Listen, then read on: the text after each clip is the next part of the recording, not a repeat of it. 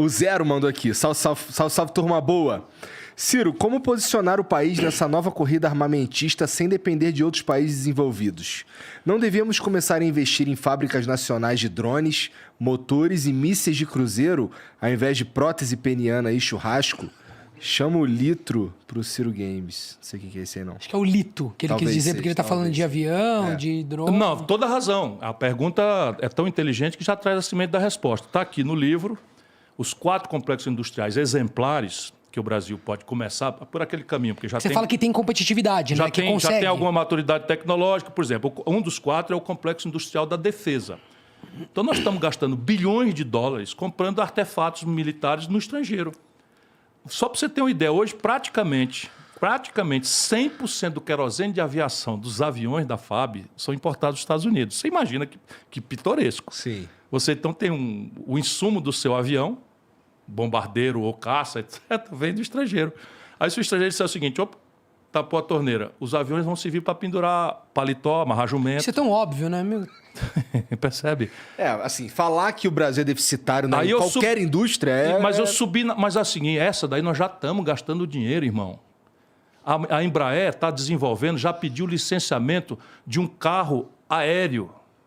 A Embraer desenvolveu 2 projetos agora, um de autonomia total, que é o KC-390, que é uma joia. O trem de pouso dela é tão pesado, esse cargueiro, que tem ligas de materiais que ela desenvolveu. É uma indústria que funciona no Brasil, né? Espetacularmente. Eu vejo vídeos de avião e aí eles queriam entregar para a Boeing, tanto. Cara. Eles falam que é o melhor avião que existe. O outro projeto foi um pacote, 100% de transferência tecnológica, que não existe muita precedente na história do capitalismo mundial, com a Saab sueca, que transferiu o pacote tecnológico inteiro, sem nenhuma reserva, para a nossa Embraer fazer o Gripen, adaptado para o Brasil, porque o Gripen é sueco e ele tem um range muito baixo. E eu fui lá na Saab, conversar com os caras. Então, eu sou alucinado por esse país. E eu estou vendo as oportunidades todas, percebe? E o cidadão está dizendo aí. Mas, Ciro, você está querendo dizer que a gente já gasta... A gente já e gasta. a gente poderia gastar com o nosso. Simplesmente gerando só emprego uma aqui e tendo autonomia na acessibilidade. Mas a que interesse? Aí eu quero saber, assim, sem uma abstração, eu quero saber, assim, por que não se faz isso? Não se ganharia um capital político? Não há projeto de nada no Brasil. Ninguém pensou por falta nisso, de projeto. Tá falando? Não há projeto de nada no Brasil. O Lula, por exemplo, tem um discurso dizendo que... e ele faz com deboche, assim. Toda vida que ele é apanhado na contradição, ele faz no deboche. Porque fica agora todo mundo dizendo que o Brasil não vai ter manufaturado. Ora, pois bem, agora chegou a hora em que as commodities vão ter mais valor do que os manufaturados. Só na cabeça de um maluco. Só na cabeça de um maluco. Ele não falou isso, Cirão? Falou? Ô, meu irmão, internet aí, rapidinho. Não, a gente acredita, a gente está indignado só. Porque isso é bem absurdo. Mas eu tô te dizendo que eu vi o candidato líder dos cientistas brasileiros dizendo isto. Chegou a hora que as commodities vão valer mais. E se explica como isso? É porque ele quer que aconteça igual foi no primeiro mandato. Ele parou no tempo e no espaço e não quer se justificar porque ele produziu a maior desindustrialização do país, manipulando o consumismo populista por 8 anos, reelegendo a Dilma e quebrando o país. E eu estou denunciando a desindustrialização com números. Da Dilma para cá, fecharam no Brasil 38 mil indústrias. Quanto emprego que vai nisso, né? Ora, se você botar 500 empregos por cada uma dessas, você tem aí a ideia. E assim, por manipulação do câmbio, por juros exorbitantes, por essa coisa vassalagem de estimular a importação com crédito, e destruiu a indústria nacional brasileira. E quer se justificar como se, veja bem, se existisse alguma civilização próspera sem indústria. É um negócio de doido. Você vê os cientistas brasileiros defendendo essa apologia da ignorância. E o Bolsonaro facilitou todas as importações de armas. Subiu 600% o pedido de autorização pelo Exército, porque a arma leve, você pede autorização na Polícia Federal. Arma pesada, carabina, metralhadora, essas coisas, tal, fuzil, tem que pedir no Exército. Subiu 600 e tantos por cento o pedido. Tudo importado, irmão. Lá no condomínio do Bolsonaro, onde o Bolsonaro mora, foram apreendidos não sei quantos fuzis. Dessa milícia que mora lá, tudo vizinho a ele, por coincidência. Tudo vizinho dele lá. Por coincidência. Tudo coincidência. E o Adriano, que é o cara tal, que foi assassinado lá na Bahia, também vizinho dele. E a filha namorava com o filho do filho. Tudo coincidência. Picareta, rapaz. Tudo miliciano. O Flávio Lousada diz aqui. Ciro, na sua passagem pelo estado do Espírito Santo em dezembro de 2021, você falou sobre suas ideias para o Complexo Industrial de TIC, Tecnologia da Informação e Comunicação. Uma área vital para qualquer nação que se pretenda soberana. Você poderia falar mais sobre essas suas ideias? Bom, a partir da questão básica, que é a formação do capital humano. Se você tiver uma ideia hoje, o Brasil deve ter uma demanda. Eu tenho conversado muito com as pessoas, e são muitos números na minha cabeça, mas eu vou fazer aqui uma ordem de grandeza. Nós temos uma necessidade de 600 mil programadores e estamos gerando 50. Sim, isso é uma verdade, uma realidade. Tá certo? E tem já uma galera brasileira que está percebendo essa... Isso. A minha namorada é programadora. Nós precisamos de 600 mil programadores e estamos formando 50. Uhum. Então, essa é uma primeira grande questão, é toda uma inversão do modelo tecnológico de formação, de capacitação, enfim, da universidade, que demanda maturação mais lenta. Mas só para você ter uma ideia da tragédia, o ITA, que é um centro de excelência de engenharia, simplesmente quando ele forma 50 garotos, 60 garotos, dos 60 vai tudo para banco. Ah, vai para banco. Para banco, porque não tem absorção de engenharia no Brasil, porque está tudo parado, não tem acontecendo nada. E eles desempenham o que no banco? Só para entender. Matemática. Ah, entendi. Algoritmos. Mas é porque é a indústria que consegue pagar e consegue absorvê-los. É porque a engenharia não está absorvendo. Não tem nada para fazer no Brasil em matéria de tecnologia. Então, quer dizer, você tem pátio parado, você tem demanda por... Isso. Você tem um engenheiro, vai acontecer você crescentemente mais isso. Você vai ter uma massa de desempregada de milhões de pessoas. Tudo por fazer, e crescentemente infraestrutura. a placa precisa decidir. É porque ele falou sobre as estradas. Eu fico pensando, né? Você fala muito que a infraestrutura é um lugar que só se investe. É uma coisa tão óbvia. Não, eu estava hoje revendo, porque que amanhã eu vou na Abdib, vou fazer uma palestra para essa Associação Brasileira da Indústria. Eu estava revendo os números. O Brasil precisa, para dar manutenção que tem, de investir 4,25% do PIB. Nós estamos investindo 1,36%. Ou seja, Então está deteriorando. Nós estamos deteriorando o nosso capital. Pra ver, né?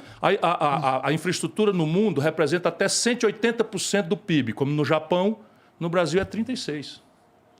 Percebe? Falta de infraestrutura e aqui está se deteriorando, porque não temos nada, não temos investimento para... Dá para ver, piora, né? As quase estradas nada, pioram, zero. dá para ver. E está todo mundo aí votando na picanha e na cerveja, e no papo furado, o comunismo, o fascismo e tal. Você vai ver a merda que vai acontecer nesse país se a gente não conseguir quebrar essa maluquice que está acontecendo no Brasil. Pois bem, desculpa a expressão, mas Então, veja, a primeira providência, então, que demanda mais tempo, é uma reestruturação da formação do capital humano brasileiro.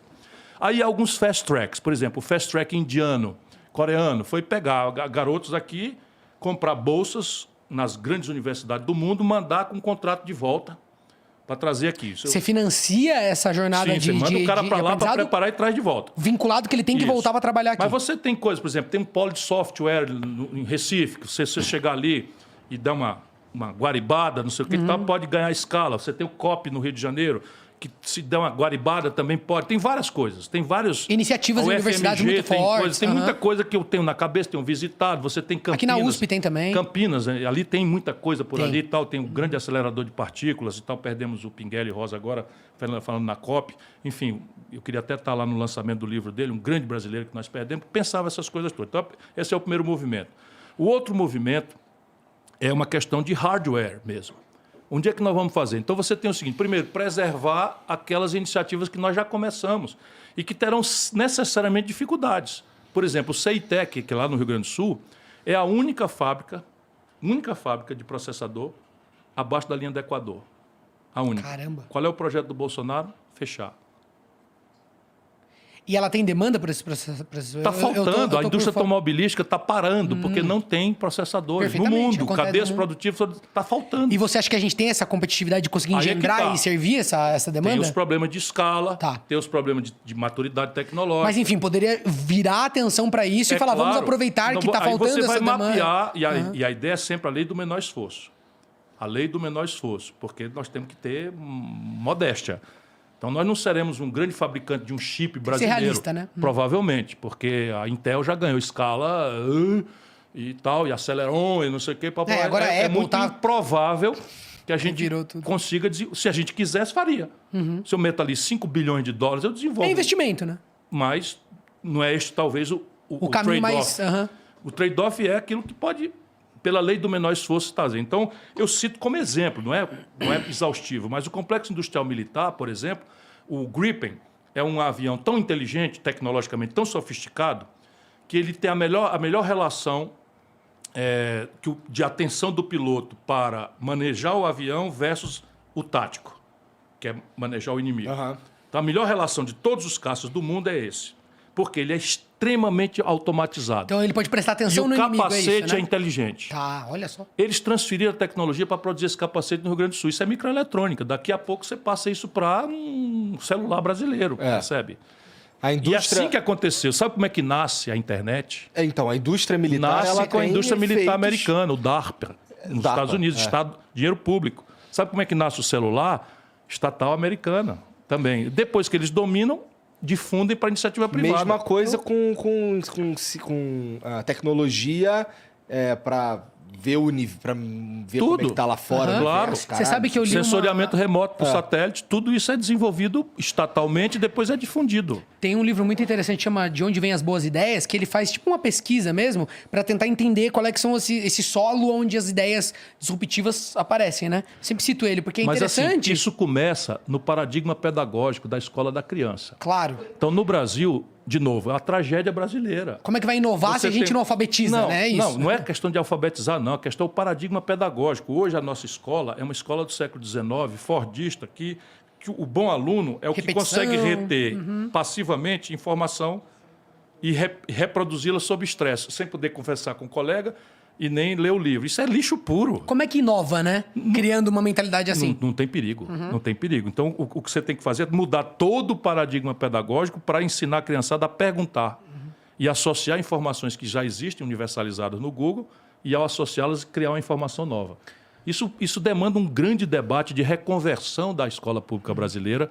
Isso quer dizer retreinar todo o magistério. Isso significa premiar o magistério por esse esforço de retreinamento e requalificação. E nós estamos na picanha e cerveja, fascismo e comunismo. Tanto para fazer, né? Bom, enfim, esse livro acaba com o mito, justamente que você denuncia, de que só o livre mercado consegue. Porque ele faz Nunca aconteceu. Ele faz um levantamento de todas as ideias, desde o ar-condicionado à microeletrônica, tudo. E ele levanta aqui. O ambiente para essa disrupção acontece quando você tem o Estado que consegue fazer o investimento grosso e aí depois você tem uma iniciativa privada e iniciativa a universidade. Normalmente dentro das universidades, onde você consegue... Você está ali formando novas cabeças. Eu estudei profundamente isso em todas as civilizações do mundo. Passei 1 ano e meio estudando esse tipo de coisa, é 100%, não tem uma exceção sequer. Esse livro ele reúne, assim, papo de... Vou falar qualquer coisa, 1000 invenções importantes, e ele vai olhar exatamente qual foi a... E aí ele levanta várias outras coisas muito interessantes, né? Não é só isso, mas ele diz que é imprescindível que essas duas coisas quase aconteçam para que você tenha grandes revoluções, né? Então... Como é que você vai ter game brasileiro se não tem programador? Pois é, quem que vai fazer o game, né? A gente vai mandar fazer na China o game também? O mercado é um dos maiores do mundo. A turma que vai lá no meu programa tá me dando conta foi agora o Gay Bowl. Meu grande amigo. Grava comigo, né? Do Gay Bowl, o mercado é um dos maiores do mundo. E tudo importado. Gay Bowl tá com bigode bonito ainda? Não, ele tava com bigode? Acho que não. Não, ele tava... Acho que ele ficou comportadinho para ver o Ciro. Que bonitinho.